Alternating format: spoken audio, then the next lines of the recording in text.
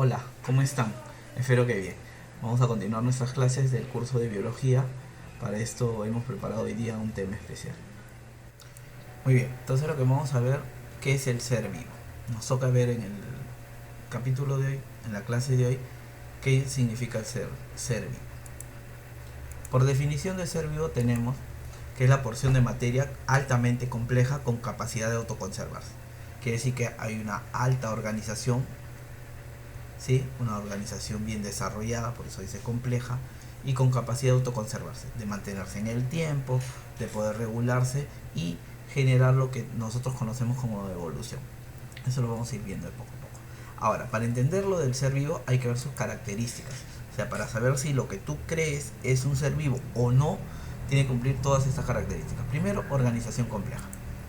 Luego, tiene que tener reproducción. Tiene que tener movimiento. Tiene que tener o realizar la homeostasis, tiene que tener relación, crecimiento, metabolismo. Si cumple con todas estas características, recién lo llamamos ser vivo. Primero, la organización compleja. La organización compleja es la organización que es una característica que tienen todos los seres vivos. Tiene que tener una organización compleja. Quiere decir que niveles de organización desarrollados, de tal forma que un nivel forme a otro y este a otro, y así se vaya originando las distintas partes que tiene un ser vivo.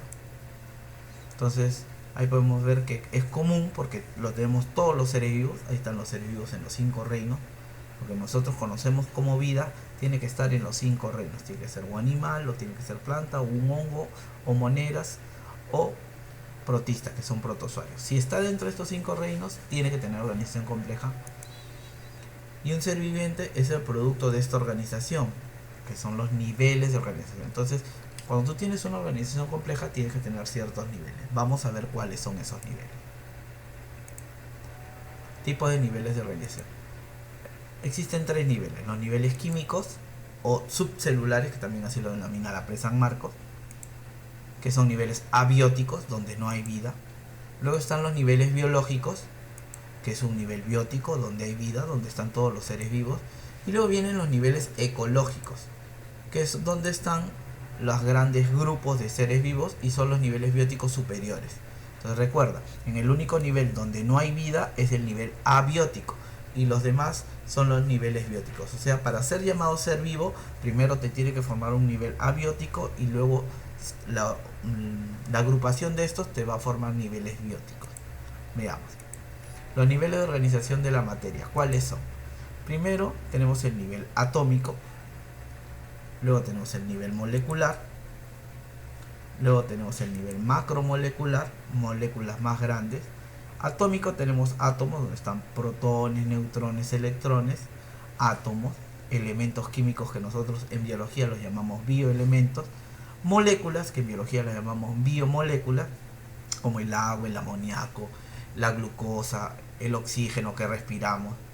Macromoléculas, como acá tienes el ADN, tienes acá el fosfolípido que forma las membranas. Entonces los átomos me forman moléculas, las moléculas me forman macromoléculas, y las macromoléculas me forman complejos o agregados supramoleculares. Acá por ejemplo tienes a los ribosomas, tienes a la membrana celular y tienes a los virus. A los virus, sí, mira, están los virus acá. Recuerda, los virus no son seres vivos, ¿sí? No son seres vivos. Luego tienes el nivel organular, donde están las organelas, cloroplasto, mitocondria, el núcleo.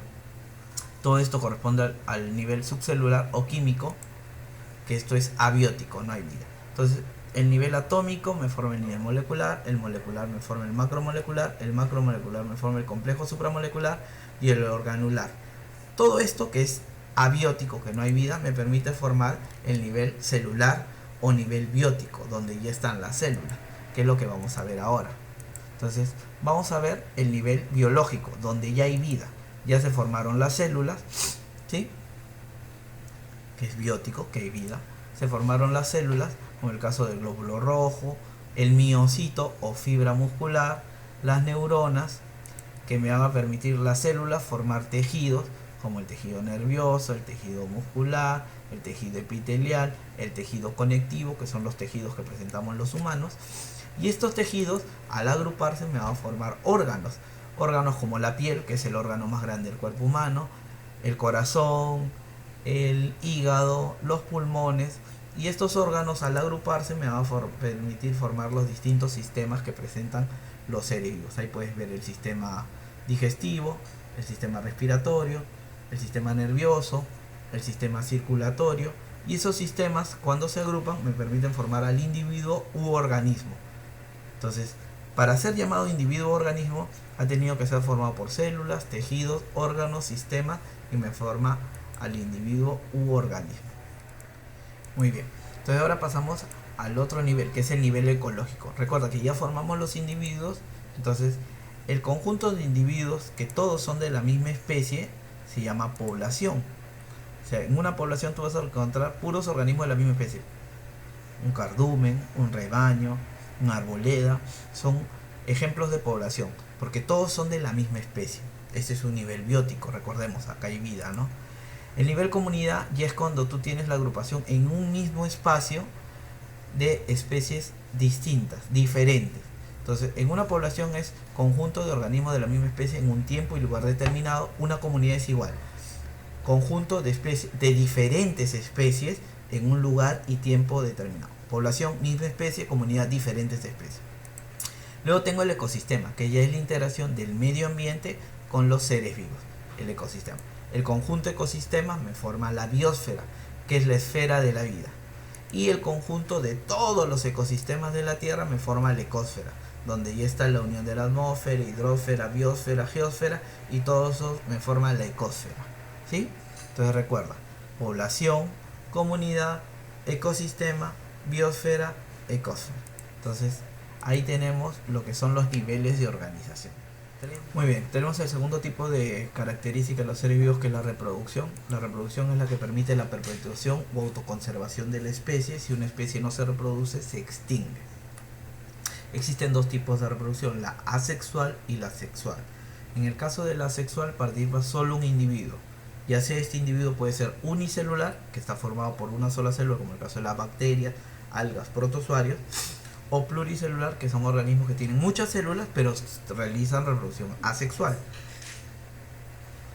Ahora, en este tipo de reproducción asexual no hay gametos, no hay participación de gametos. Ahora voy a detallar quiénes son los gametos.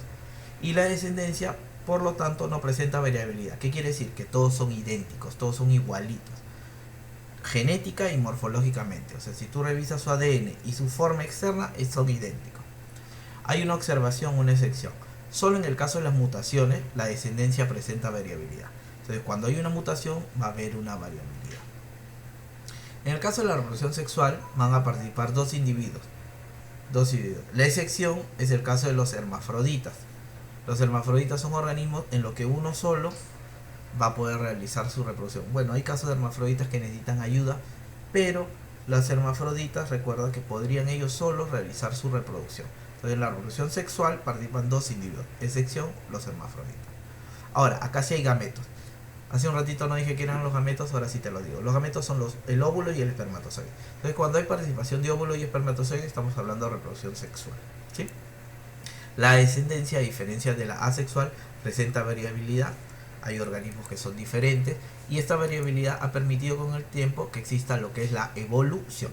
Nosotros hemos evolucionado gracias a la reproducción sexual.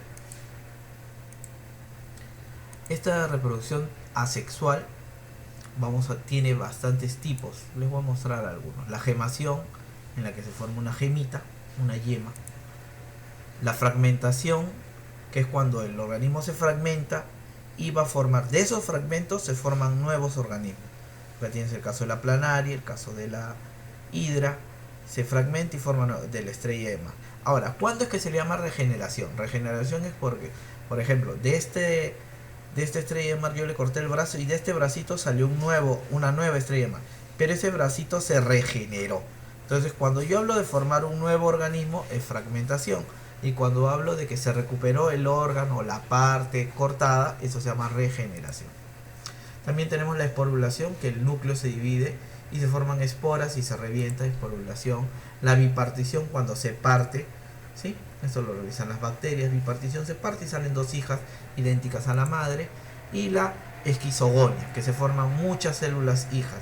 El núcleo se divide en muchas porciones, se reparte el citoplasma y se forman células hijas.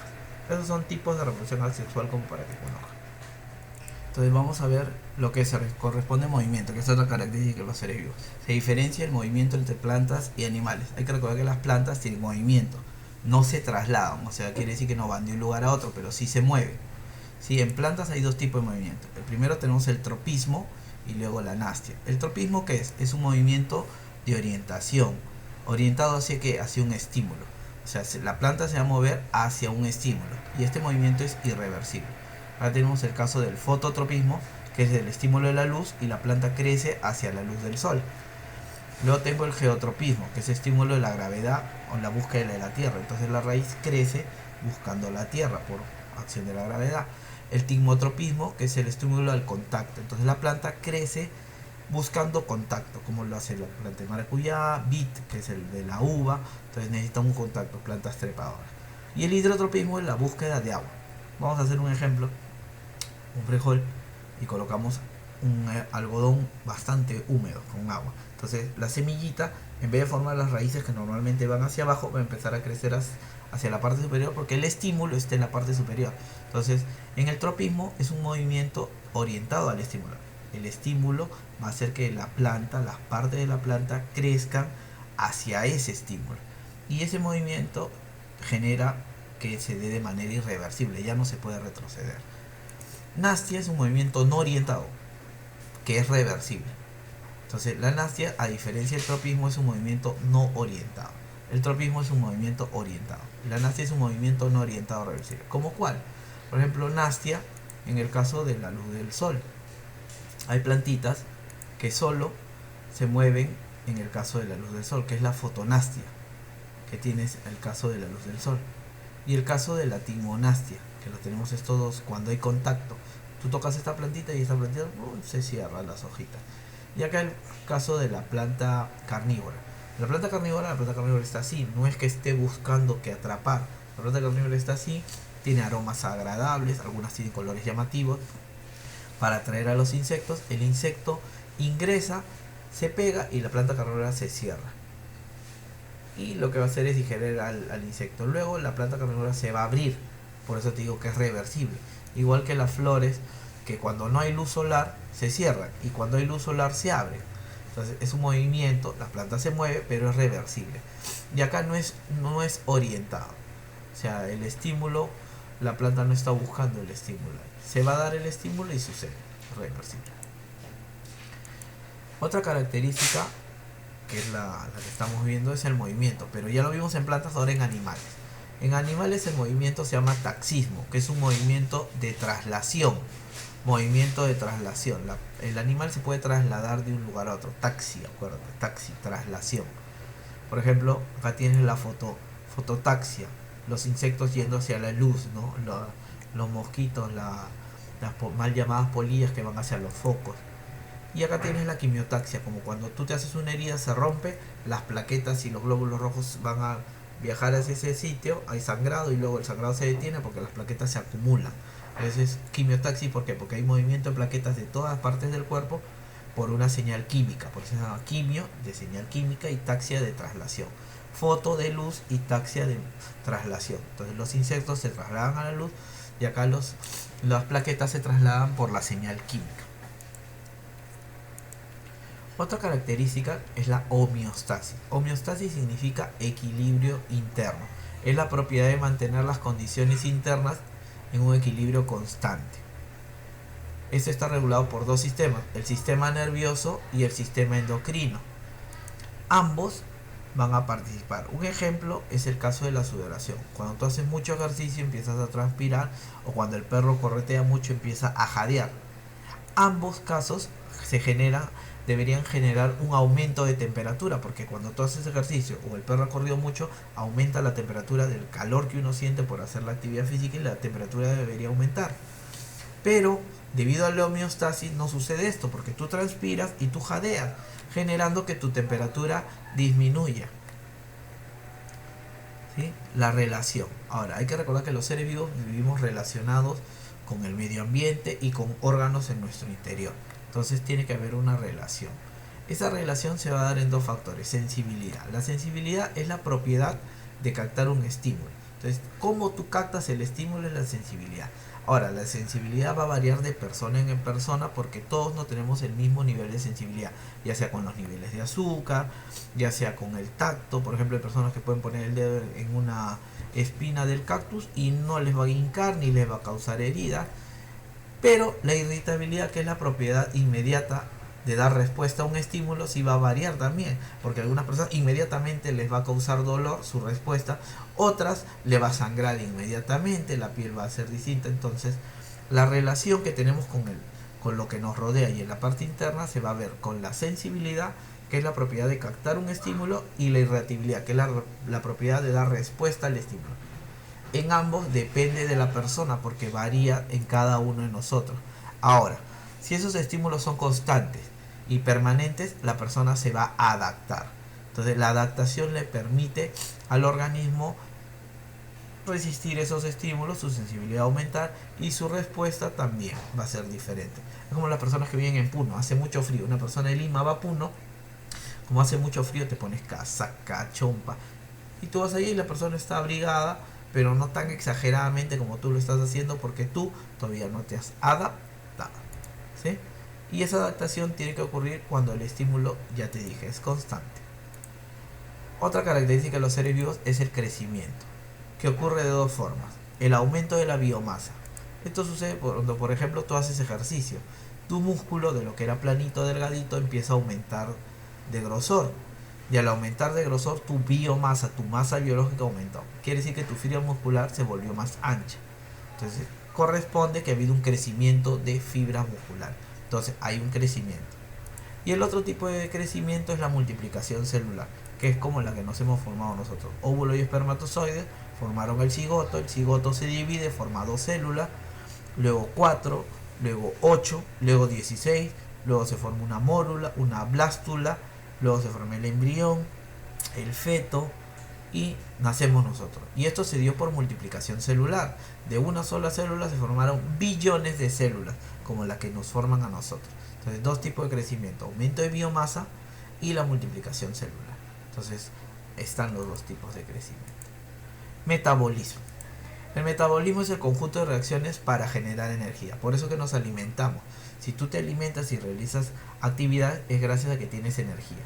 Y el metabolismo es la función del ser vivo que le permite obtener y utilizar esa energía. El primer tipo de metabolismo que conocemos es el anabolismo, que es donde las moléculas simples van a formar moléculas complejas que van a tener ATP, que es la energía, van a reservar energía. Por eso las plantas, como cuando hacen fotosíntesis, van a realizar un anabolismo, porque van a agarrar agua, oxígeno y van a poder formar glucosa, que es una molécula que a nosotros, cuando la comemos, nos genera energía. Entonces, cuando la planta hace fotosíntesis y toma nutrientes, moléculas sencillas como el agua, el aire, va a poder formar moléculas complejas como es la glucosa y va a generar que almacenen energía. Se forman los frutos, que son los que tienen la glucosa, esa manzanita que tiene la glucosa, y cuando tú la comes estás realizando catabolismo, porque el catabolismo, la molécula compleja que tú recibes como la manzana, al comerla vas a liberar el ATP, vas a liberar la energía y en tu cuerpo vas a obtener moléculas simples, como lo hacemos cuando respiramos o cuando digerimos la comida. Entonces, estos dos tipos de metabolismos van a interactuar en un ciclo. Entonces, las plantas van a realizar el anabolismo, van a formar moléculas por medio de la fotosíntesis, y nosotros cuando nos alimentamos vamos a obtener la energía. Entonces, recuerda, el anabolismo, ana es síntesis, como en el caso de fotosíntesis, y catabolismo es degradación, como en el caso de la respiración celular. En el anabolismo participan moléculas simples que forman moléculas complejas, y en el catabolismo se inicia con moléculas complejas que forman moléculas simples, con la liberación de energía. Muy bien. Bueno, espero que les haya gustado la clase. Les envío un abrazo grande y quédate en casa. Acuérdate, quédate en casa.